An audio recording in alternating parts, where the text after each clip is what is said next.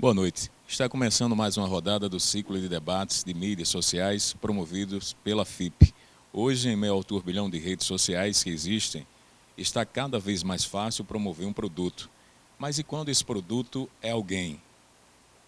Melhor, e quando esse alguém é um político? Pois é, essa noite o assunto é política nas redes sociais. E para falar sobre esse assunto, trouxemos aqui a Silene Candeia, graduada em Comunicação Social, Jornalismo pela FIP e assessora de comunicação do deputado estadual Nabor Vanderlei. Inicialmente com seu boa noite. Boa noite, Silene. Boa noite. É um prazer voltar aqui às faculdades, participar desse debate com os novos alunos, os novos acadêmicos do curso de jornalismo e principalmente em um tema muito pertinente no momento, que é mídia social e também a política. Apresento também o vereador Jefferson Melquides, do PMDB. Boa noite, Jefferson. Mais uma vez dizer aqui do prazer de ter sido convidado para participar desse ciclo de debates e dizer que estou inteiramente à disposição das suas perguntas, dos seus questionamentos e dúvidas quanto ao tema que hoje é abordado aqui por vocês.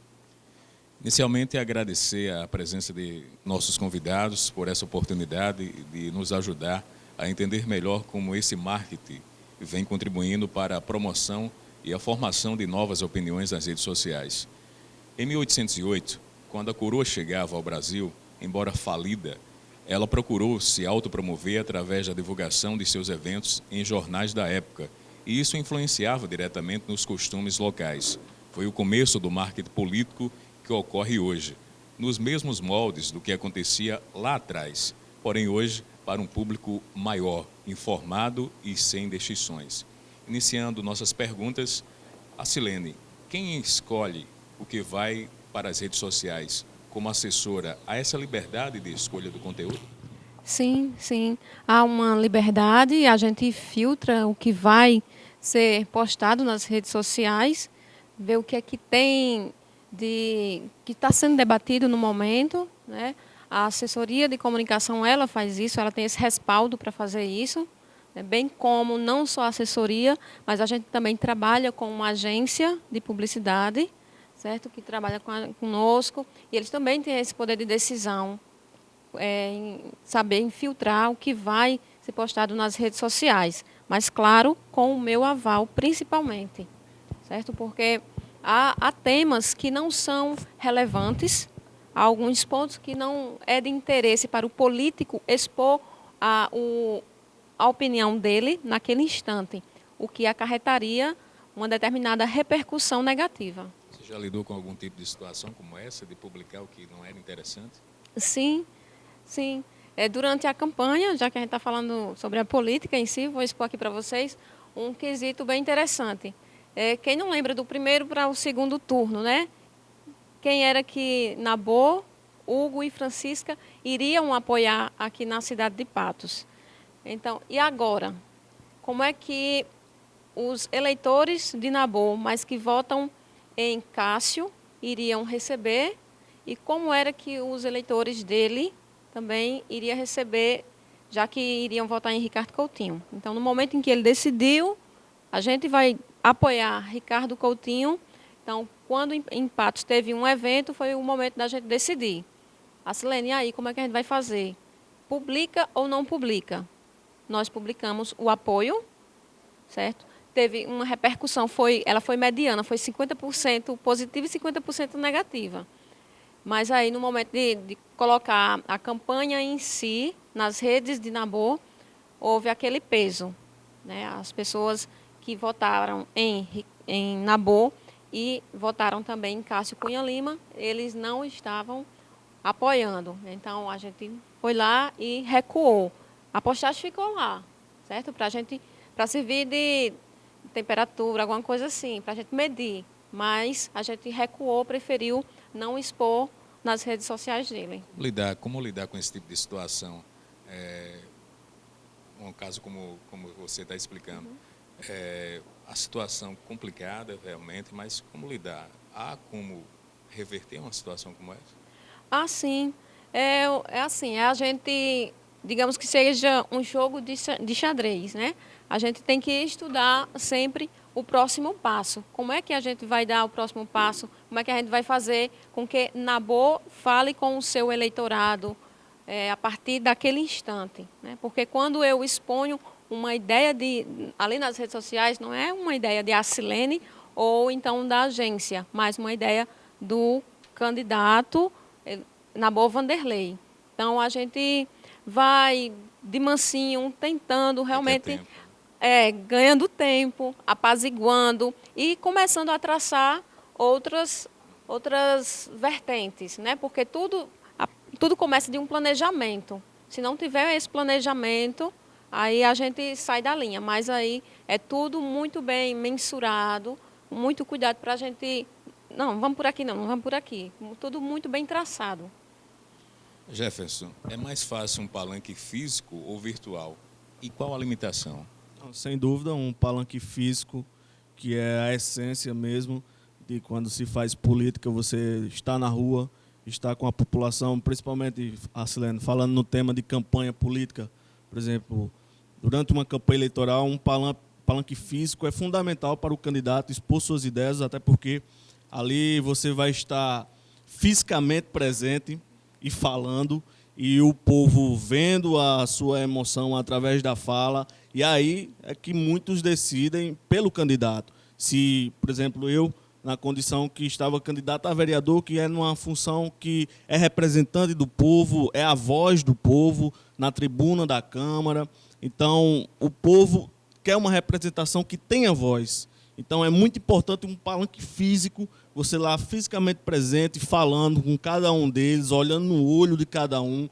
O contato também é muito importante. Então isso faz uma total diferença numa campanha.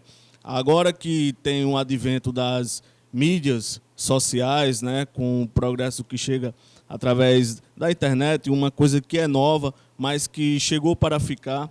Então contribui muito a ferramenta hoje, as redes sociais, numa campanha, contribuindo. Você sabe que isso começou muito forte na campanha do presidente Barack Obama, a campanha presidencial nos Estados Unidos, ele pelo Twitter, e aquilo ali foi um boom realmente para que ele chegasse à eleição. Então, a partir dali, os políticos viram que era realmente necessário e indispensável hoje o uso das redes sociais, principalmente numa campanha política, e depois também nas suas ações parlamentares, nas suas ações de trabalho, porque é uma forma muito fácil de você mostrar o seu trabalho e disseminar para uma gama de pessoas muito grande através das redes sociais.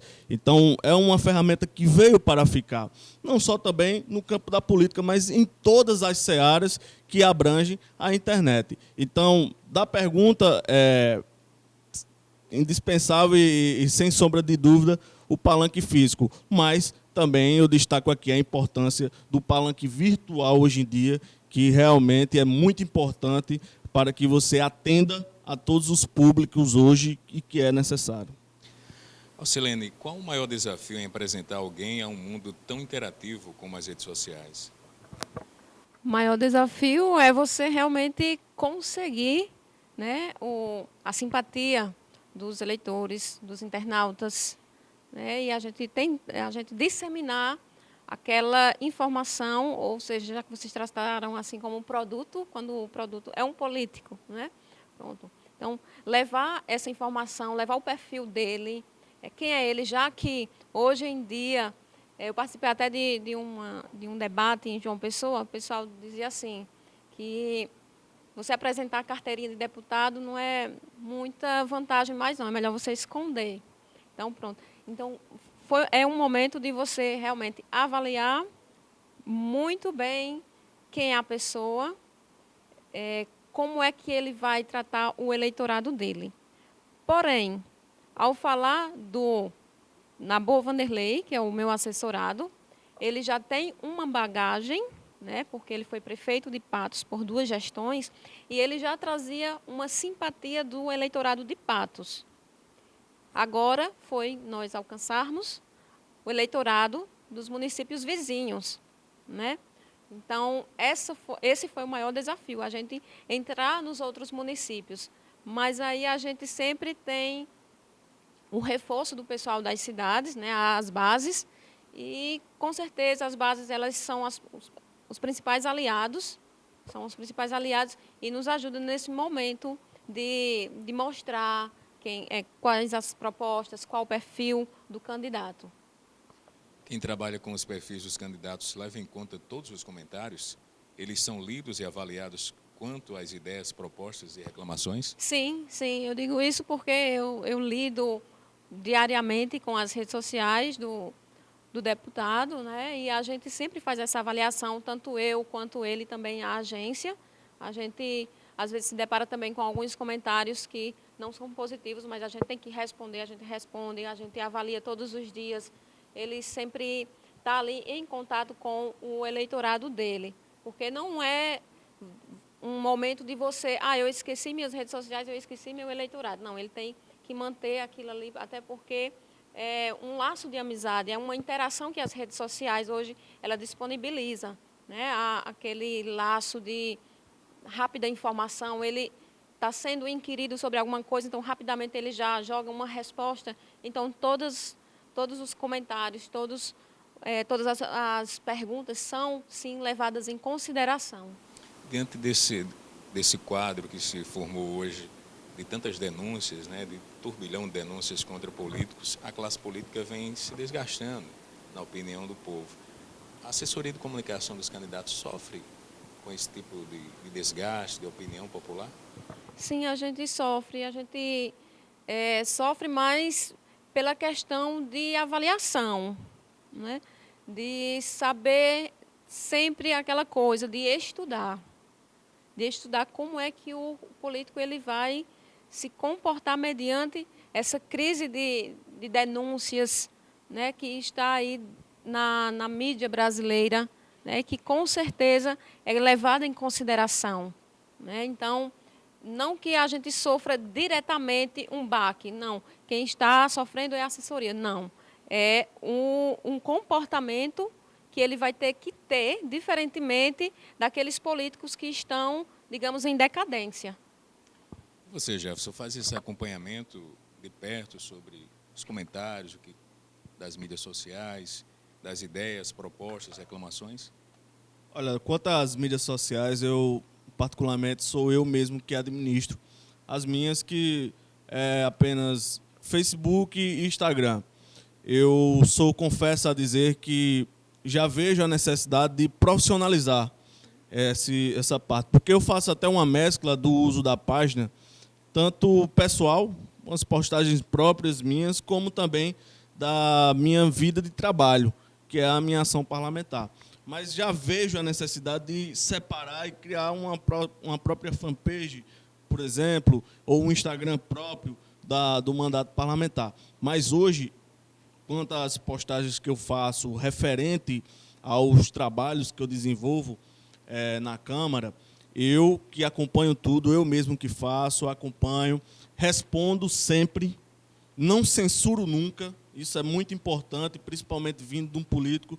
E nós sabemos que aí nas redes sociais, infelizmente, é uma forma até fácil de você acabar difamando a pessoa, ou então fazendo comentários impróprios, comentários desagradáveis, pessoas que se escondem até no anonimato, mas nós que somos políticos, somos figuras públicas, estamos sujeitos a isso mesmo, temos que ter essa consciência e a importância de saber da opinião, da liberdade de expressão, e por isso que eu sempre prezo por responder atenciosamente todos os comentários, principalmente quando tem perguntas importantes, não referentes a mim, a meu mandato, mas à população patoense, há problemas da cidade de Patos, e é sempre bom nós esclarecermos junto à população. Então, eu mesmo faço esse acompanhamento de perto, respondo e nunca censuro. Algum motivo para esse acompanhamento, ou porque você quer estar mais perto das redes sociais,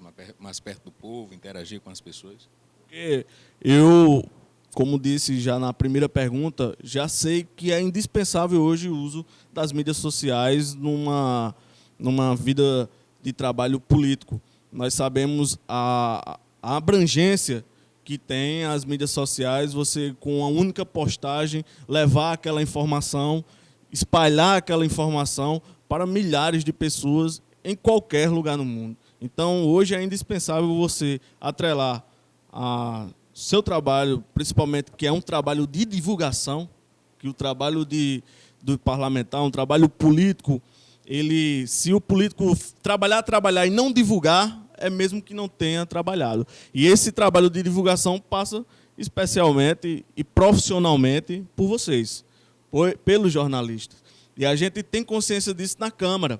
Nós lá na Câmara tem a assessoria de imprensa e tem a imprensa que vai lá cobrir os trabalhos, e que se a imprensa não fossem lá cobrir o trabalho da Câmara, no outro dia nada da população, nada do que foi debatido lá dentro estaria chegando aos ouvidos, aos olhos da população. Então é importantíssimo o trabalho do jornalista, do jornalismo na vida política do Brasil. A verdade é essa, do Brasil. Nós aí que acompanhamos, eu gosto muito de assistir os jornais, nós vemos que os jornais, a maior parte das suas coberturas é referente à nossa política, né, à nossa economia. Então, fazer o levantamento disso, trazer a informação, colher, para divulgar e levar à população, isso é muito importante. Então, eu tenho já, desde então, essa consciência da importância do trabalho feito através das mídias sociais. Jefferson, na prática, esse tipo de mobilização orquestrada, a maioria das vezes por pequenos grupos, tende a ajudar ou prejudica se levarmos em conta os interesses de alguns membros envolvidos? E quanto à difamação, esses orquestramentos que há, olha, isso é uma questão complicada, porque nós sabemos que existe, não falando aqui especificamente em Patos, ou então na Paraíba, mas no Brasil já foi até comprovado, a Silene sabe disso, que existe uma orquestração de forma muito bem planejada e arquitetada por grupos políticos até, que usam pessoas, pagam pessoas para fazer um trabalho desse nas mídias sociais. Isso prova o quê? A importância que tem a mídia social. Porque se não fosse importante a informação, a especulação que gira em torno, os comentários, se não fosse tudo isso importante, não se fazia esse trabalho orquestrado. Mas, infelizmente, faz. Por quê? Porque a mídia social tem uma força, hoje em dia, muito grande e muito impactante de levar a informação. E, às vezes, um boato, né, uma mentira, como nós vimos aí, teve uma conversa há um tempo atrás de que iam cortar o Bolsa Família, que tinha várias famílias aí, foram às agências da Caixa Econômica aí lotando por causa de um boato que surgiu na internet. Então, olha só o tamanho de uma confusão que foi arrumada por conta de um comentário numa rede social. Então, é muito importante hoje até o cuidado de se emitir uma opinião sobre qualquer tema que seja, porque está sujeito a ganhar uma proporção muito grande, muito maior daquilo que você, às vezes, nem esperava. Então, existe, às vezes, esses orquestramentos manipulados até por grupos políticos. Mas, na maioria dos casos, são pessoas que têm na rede social essa ferramenta hoje. Eu estava até acompanhando um motivo de pesquisa quanto a isso, porque a rede social realmente tem a questão do bullying, também através da rede social, que já impacta na vida das pessoas, e feito uma pesquisa falando que muitas pessoas se escondem nas redes sociais, principalmente no anonimato, pessoas que são frustradas e que acabam querendo descontar em qualquer pessoa que esteja ali exposto na mídia para qualquer comentário de difamação ou denegrindo a imagem. Então, é muito importante, repetindo, filtrar. E a Silene, que é assessora, sabe disso, ela estava comentando a filtragem das postagens de cada um, e principalmente dos políticos. A Silene, como acontece o engajamento do político em mobilizações sociais que utilizam as redes sociais como principal ferramenta de mobilização social? Olha, é interessante que o político realmente entre nesse debate, né, já que a sociedade hoje está usando essas ferramentas para expor positivamente, pelo menos, algo em seu benefício. Então, é interessante que o político ele faça isso, ele participe diretamente.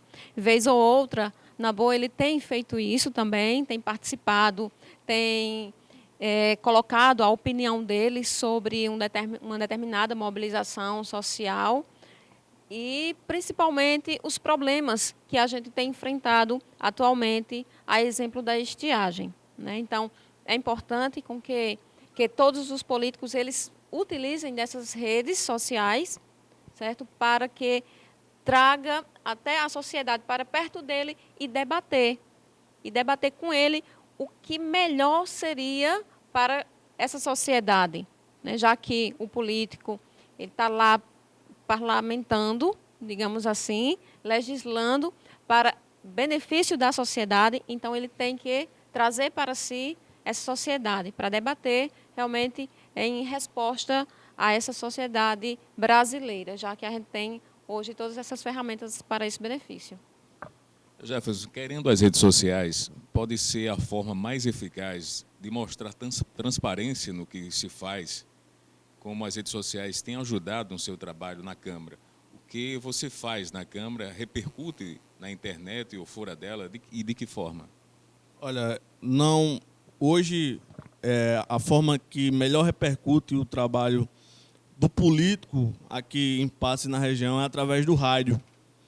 É a ferramenta ainda mais importante que tem da divulgação do trabalho político. Hoje aqui em Patos, na região, acredito também que na Paraíba ainda seja. Eu, particularmente, quando divulgo minhas ações, os meus trabalhos nas redes sociais, ainda não tenho uma grande repercussão, um acompanhamento. Eu acho até pelo público também, porque são formados mais por jovens e, infelizmente, nós sabemos que uma grande parcela da juventude não se interessa muito pela política, isso é sabido, pelo que acontece na cidade, os problemas da cidade, então acaba não tendo uma repercussão muito grande.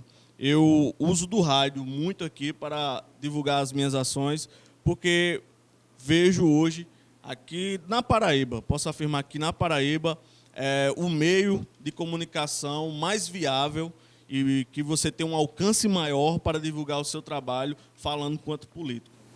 Bom, nós estamos aqui no ciclo de debates recebendo a Silene Candeia, graduada em comunicação, assessora do deputado estadual Nabor Vanderlei e também o vereador do PMDB, Jefferson Melquiades. Agora vamos abrir um pouco o debate para perguntas da plateia. Estão aqui alunos de jornalismo da FIP, então vamos abrir agora para as perguntas desses alunos. Vale tudo, a Silene, quando se trata de conquistar o público? Não, eu acredito que não. Eu trago até para mim, para a pessoa, a Silene, não para profissional. Não vale tudo. Exemplo disso, como o Jefferson falou, são as propagações de informações inverídicas, que em um determinado momento elas se tornam verdadeiras, né? Então, a criação dos fakes é a prova disso. Eu acredito que não vale tudo, porque, antes de tudo, você tem que trabalhar a ética, você tem que trabalhar também quem você tem que mostrar para o seu eleitorado quem é você. Então, a partir do momento em que você não demonstra essa veracidade, essa confiança, esse trabalho bom, grandioso que você tem, então o seu eleitorado ele vai perceber isso. Então não vale tudo, porque você vai estar jogando com a mentira, vai estar lidando com a mentira. E o eleitorado ele percebe isso, é perceptível, não tem como. Hoje, eu já utilizo tanto as redes sociais que hoje eu sei reconhecer um perfil quando ele é fake. E é justamente esse perfil que eu não coloco o deputado para responder. Porque ele não é interessante. Porque é aquela coisa que se torna bola de neve. Um fake, ele está ali simplesmente para denegrir uma imagem. Então, para mim, ele não vale tudo. Vamos ter agora a pergunta do aluno de jornalismo, Zé Filho. Boa noite, Zé Filho. Muito boa noite, Silene. Boa noite, Jefferson. Primeiramente, dizer que é uma alegria tê-los aqui nessa noite. A minha pergunta vai para os dois. Eu gostaria de saber de que forma as redes sociais elas podem pôr em risco ou pôr em jogo a credibilidade ou mesmo uma campanha. Então, eu gostaria que vocês respondessem essa pergunta. Muito obrigado. Pronto, Excelente. certo, tá, ok. Eu vou até repetir o que eu acabei de falar, né? Os fakes, eles colocam muito em jogo, porque eles jogam sujo, né? Como o Jefferson falou, há uma orquestra, né? Quando você vê um determinado grupo de pessoas, digamos, batendo em um determinado assunto, denigrindo, aquilo ali ele representa que está sendo orquestrado para derrubar candidato X, candidato Y. Então, é perceptível, não tem como, entendeu? Então, é justamente isso que a gente tem que conseguir, tem que ter sabedoria para identificar durante esse percurso. Primeiramente, o planejamento. Segundo, identificar tudo aquilo que está ao nosso redor. E é justamente nas redes sociais, nos fakes, onde a gente consegue identificar quem é o eleitorado, quem está jogando com a verdade, quem não está jogando com a verdade. É bem fácil de identificar, pelo menos para mim hoje em dia está sendo. Mas, E continuando, que ele perguntou aos dois, e continuando o que a Silene diz, dos fakes também, que isso compromete muito uma campanha, se você realmente for dar importância a essas pessoas que já estão insinuadas a realmente lhe tirar do sério e falar coisas que não deviam, lhe expor de uma situação que não devia estar sendo exposta. Então, isso você tem que tomar cuidado numa campanha, porque ele compromete também. Também no que, como eu falei, na filtragem do que você vai falar, do que você vai postar. Às vezes você faz um comentário, mas ganha uma interpretação diferente daquilo que realmente você comentou. E aí essa interpretação, se for interpretada de uma maneira errada, e que dessa maneira errada ganhe proporções grandes, aí compromete uma campanha também. Então, acho que é basicamente isso. Cuidado com esses fakes que realmente existem e que é importante frisar, juridicamente aqui já falando, que a nossa Constituição ela é clara no seu artigo 15, no seu artigo 5º e inciso 4, quando ela faz que é livre, diz que é livre a manifestação do pensamento. É livre, porém é vedado o anonimato. O anonimato é vedado. Você não pode, de forma anônima, fazer comentários por aí. Não pode, é proibido pela nossa Constituição. Mas, infelizmente, nas mídias sociais ainda não há uma regulação, não há um controle quanto a essas pessoas que, no anonimato, se escondendo em perfis falsos, no anonimato, fazem comentários irresponsáveis, que se tivessem fora do anonimato, não fariam. Pensariam duas vezes. Por quê? Porque certos comentários, eu, Jefferson, fazendo comentário, me expondo, eu estou sujeito à pena, dependendo do que eu for comentar. Se lhe ofender, você pode me processar. Agora, se alguém lhe ofende, lhe denigre no anonimato, você sem saber quem é, como é que você vai processar? Por isso que a nossa Constituição ela é clara nisso, em falar que é livre a nossa manifestação de pensamento, mas é vedado o anonimato. Então, é importante frisar isso, porque ainda não há na internet uma regulação. E isso é uma coisa para ser discutida também, porque é importante, não só falando dos políticos, mas eu conheço eu conheço em Patos muitas pessoas que foram vítimas de comentários nas redes sociais, pessoas que nem políticas são, que sofreram com isso e que foram atrás de seus direitos. Então, só fazendo um parâmetro quanto a essa questão de fakes, essa questão do que diz a nossa Constituição e falando do que é também necessário, até também um motivo de, quem sabe, um futuro debate de vocês quanto a essa questão do anonimato, de uma regulação nas mídias sociais quanto a isso. Temos mais uma pergunta da plateia, o aluno Roberto Murilo. Boa noite, Roberto. Boa pergunta noite. direcionada a qual dos entrevistados? Vamos falar de galinha, né? Silene, como foi que você lidou com toda aquela situação da galinha, hein? A Rafinha. E gostaria de saber se o vereador, na época daquela situação toda, ele participou do sepultamento e se hoje participaria, se caso acontecesse algo recente. Na época, eu não era ainda assessora do deputado. Ele era prefeito, e quem trabalhava com ele na assessoria era Gil Clécio Lucena, que também foi aluno aqui das faculdades. E eu vou passar para vocês o que ele me passou. A única forma de sair daquela situação foi também através da brincadeira, né? Levou assim, na brincadeira, foi o único jeito, porque ele estava passando pelo local e viu aquela movimentação, não estava indo para lá. Pronto, ele foi, apenas uma foto, ele achou engraçado também, né? Porque, antes de tudo, ele é humano, e usaram da fotografia, fizeram a festa, e a única forma de sair daquela situação foi também usando do humor. Essa foi a única saída.